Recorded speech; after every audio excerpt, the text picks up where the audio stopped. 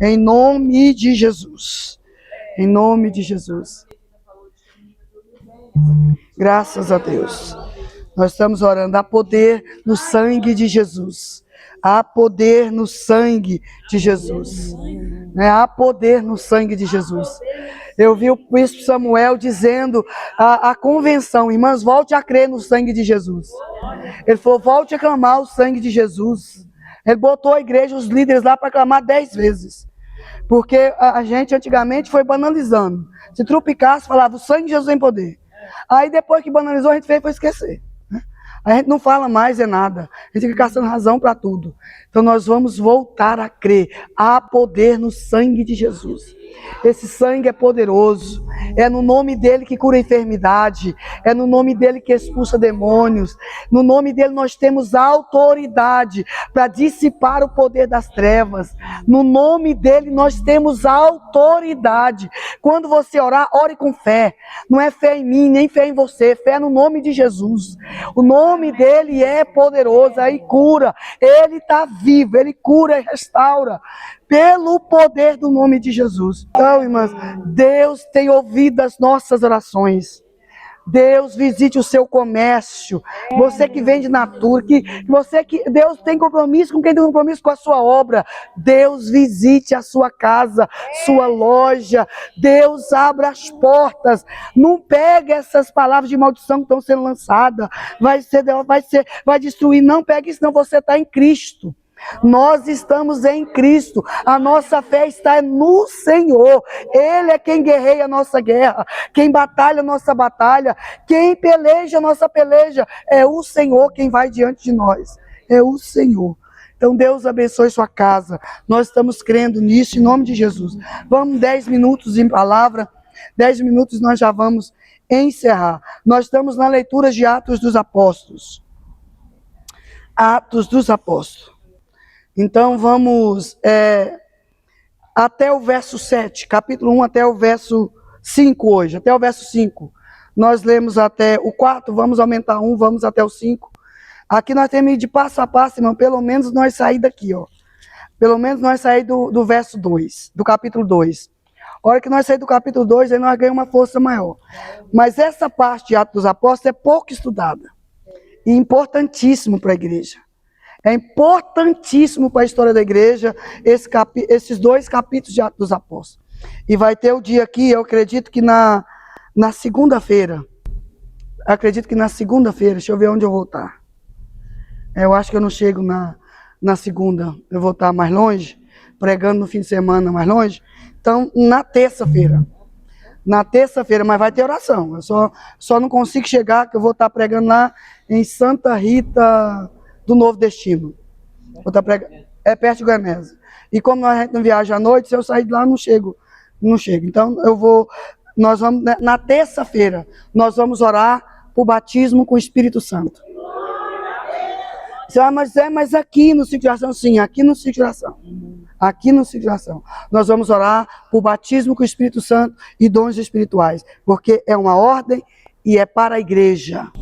É para a igreja. Nós não podemos nos conformar em levar uma vida sem o Espírito Santo. Então, nestas pelejas, nesse estudo aqui, nós vamos falar sobre o Espírito Santo.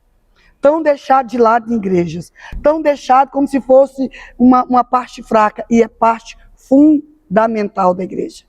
Então nós vamos estudar sobre isso aqui e na terça-feira nós vamos orar para batismo com o Espírito Santo, tá, meus irmãos? Por isso nós vamos aqui, ó, passo a passo mesmo assim, ó. E quem for ministrar quando eu não estiver, pegue um desse texto, nem que você fale um versículo. Não fique intimidado, não fique. Deus é contigo, do mesmo jeito que é comigo, Deus tem compromisso com a palavra. A palavra dele não volte vazia, tá, minhas irmãs? Você que vai ministrar quando não estiver, pega um nesse texto, não viaja para outro texto, não. Pega um versículo que seja. Um versículo que seja, se você falar, você já está dentro do propósito. Então vamos lá. Atos dos Apóstolos, capítulo 1, verso 1 até o 5. Eu vou ler, você lê a sequência. Fiz o primeiro tratado a Teófilo acerca de tudo que Jesus começou, não só a fazer, mas, isso é importante, a ensinar. Depois de cuidar da Espírito Santo aos quais também, depois de ter padecido, se apresentou vivo, muitas e infalíveis provas, sendo vista por eles o espaço de 40 dias, e falando do que diz respeito ao reino de Deus. E estando com eles, determinou-lhes a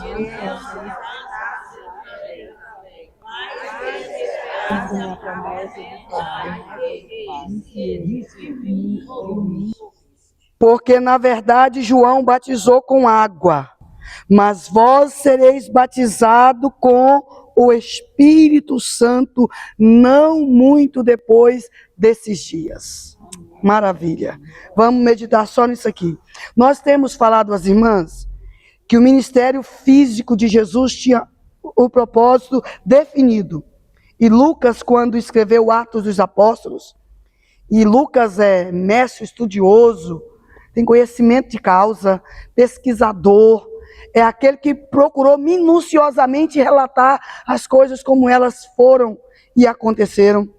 Ele diz que o ministério de Jesus tinha propósito definido, não apenas fazer milagres, mas ele diz que os milagres foram muitos.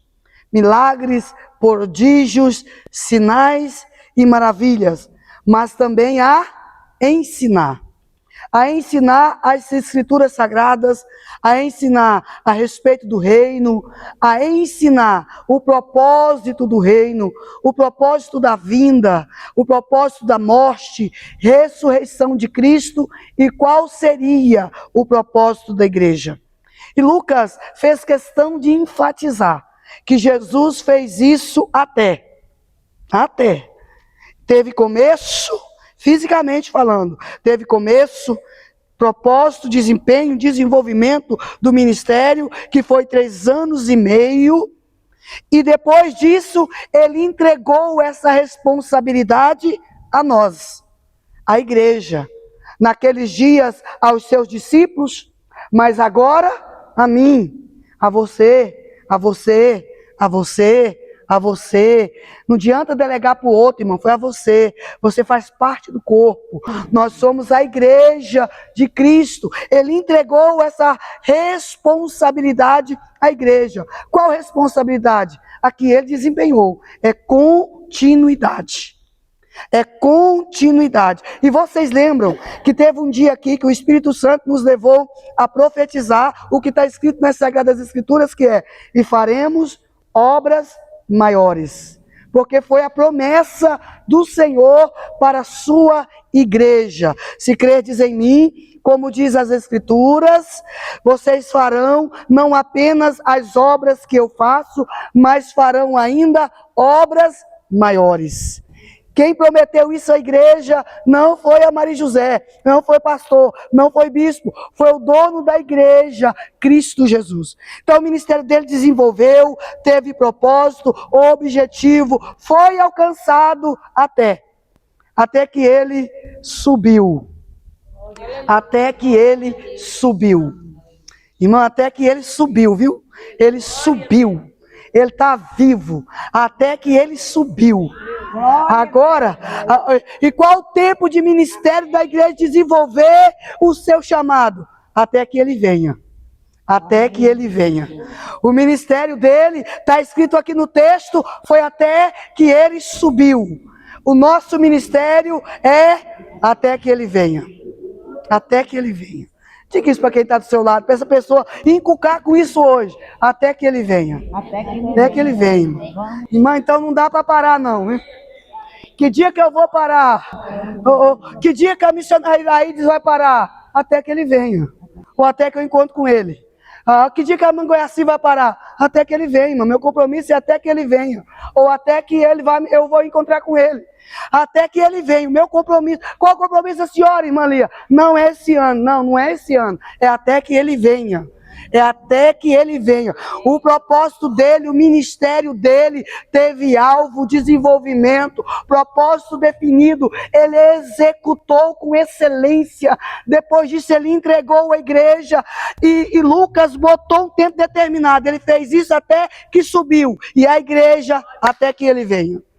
Então, que o inimigo fica assim revoltado e tenta parar e barrar a igreja de todas as formas e não consegue, porque o poder que há sobre a igreja, a autoridade que há sobre a igreja está com tempo determinado, é até que ele venha. Até que ele venha, nós operaremos em sinais, prodígios, poder, milagres, ousadia, pregaremos o evangelho, ganharemos almas para o reino, libertaremos o cativo, romperemos com as trevas, anunciaremos a palavra da verdade, venceremos as batalhas, enfrentaremos deserto, romperemos com o deserto, caminharemos e viveremos como Paulo, às vezes combatidos, até estremecidos, sentindo temores por fora, terror por dentro, mas não vencidos, não destruídos, em pé, avançando sempre, porque sobre a igreja há a autoridade de um Jesus que ressuscitou, que venceu. A autoridade que há sobre a igreja é de um Deus que venceu. Essa autoridade que opera em nós. Então, minha irmã, eu não sei qual tipo de vida e qual situação da sua alma esta manhã, mas eu quero te dizer, a igreja estará aqui. Enquanto a igreja tiver, tem palavra. Enquanto a igreja tiver, tem batismo com o Espírito Santo. Enquanto a igreja tiver, ainda vai haver milagre no nome de Jesus. Enquanto a igreja tiver, tem libertação. Enquanto a igreja tiver, tem salvação.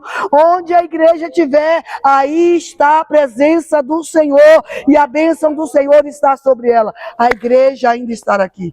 Então, nós precisamos agir isso consciente, irmão. Eu estou vendo muitas pessoas abandonarem um barco. Começa o início do ano fazendo aquela lista de sonhos que não vou realizar. Devia botar lá, né? Porque eles põem a lista do que quer que Deus faz. E na outra página, o que eu me comprometo a fazer. E quando chega antes do mês de junho, aquela pessoa que começou em 220, você olha, está lá atrás. Não conseguiu. É por isso que eu digo sempre, olha, irmão, o reino de Deus, você não precisa sair correndo assim, desesperado, não. Porque há tempo para todas as coisas. Não pula fases, porque está no texto. Não pula fase. Tem a fase da revelação, da preparação, e nós vamos falar no próximo, amanhã, tem a fase da capacitação. Amanhã a gente fala sobre a fase da capacitação. Nós precisamos ser capacitados, mas nós precisamos conhecer. A Bíblia diz que em parte conhecemos e em parte profetizamos. Quando vier aquele que é perfeito, então nós seremos perfeitos como ele é perfeito. Mas nós precisamos conhecer. Por que tem muitas pessoas que desanimam no caminho, até para fazer a obra? Ele recebe o chamado e é maravilhoso ser chamado para fazer a obra, irmão. É maravilhoso. Mesmo se for para passar um pano. Você pode observar, é diferente do que limpar a sua casa. Pode observar. É ou não é, irmã? Pode observar que é diferente de você lavar um banheiro do que você fazer uma obra na igreja. É diferente. É diferente. Até quando você vai fazer as batalhas espirituais que você enfrenta é outra. Compra um monte de milho e vai fazer uma pamonhada para sua família. É alegria, é festa, come café, é aquela coisa boa. Compra uma pamonhada e vai fazer para a igreja. Aí você vai ver o que é o reino. Compra um milho e vem fazer uma pamonhada na igreja. Irmão, dá até assim gastura na cabeça da gente. Porque você fala assim, mano, coisa tão simples. Coisa tão facinho de fazer. Não é, é reino.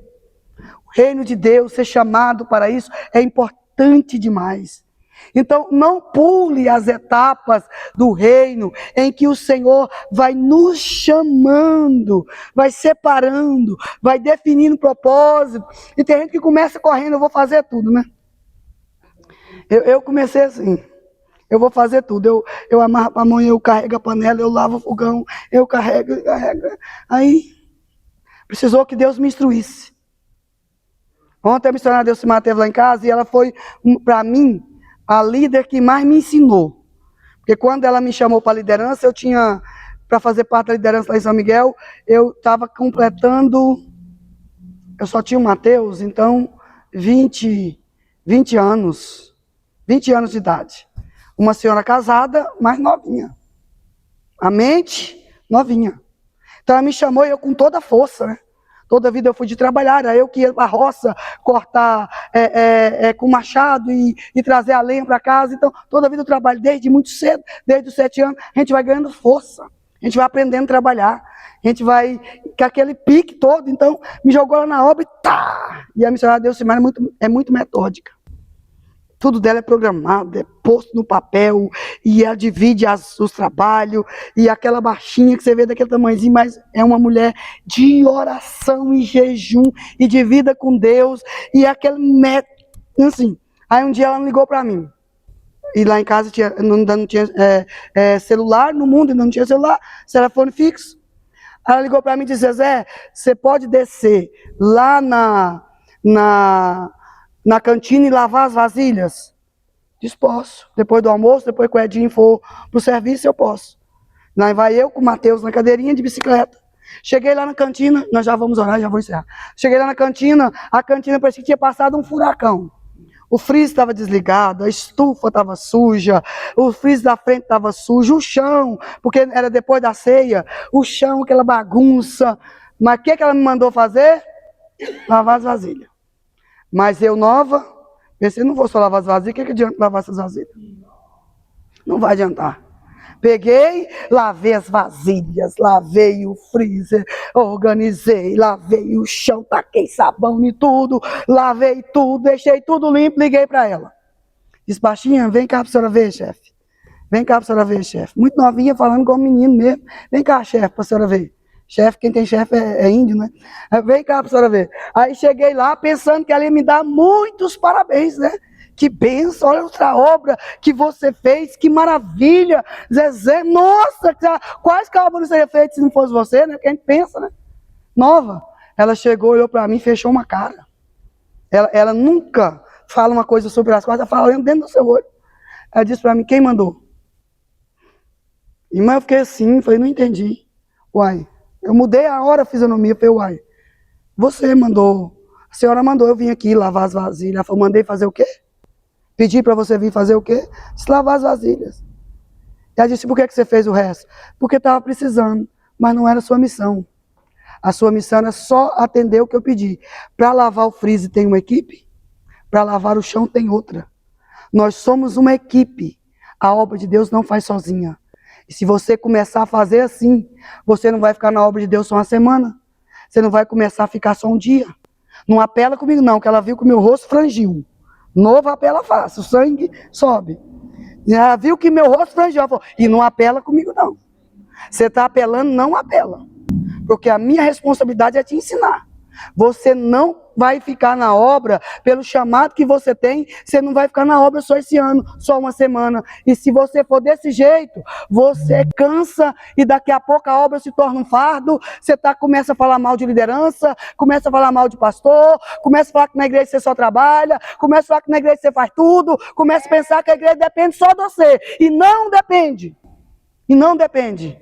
Então você tem uma lição que você precisa aprender hoje. A igreja é corpo, a igreja é equipe. Não é feita só por você. Hoje você vai aprender isso para o resto da sua vida. E aprendi mesmo, nunca esqueci. Nunca esqueci. Quando eu vejo uma irmã aqui fazendo tudo, já chamei umas aqui. Falei: irmã, para com isso. Irmã. Chama outra. Chama alguém para te ajudar. Quando eu vejo, eu aprendi para sempre. Quando eu vejo alguém querendo fazer tudo, eu falo: não vai. Primeiro que você não vai fazer com excelência, depois você não vai dar conta, depois você vai cansar, vai entristecer, vai angustiar, não vai terminar bem. Mas o Espírito de Deus, esta manhã, ministra sobre nós equilíbrio. Nós daremos conta, equilibradamente, nós alcançaremos o propósito. Vamos estar de pé, vamos orar ao Senhor. Nós vamos orar aqui.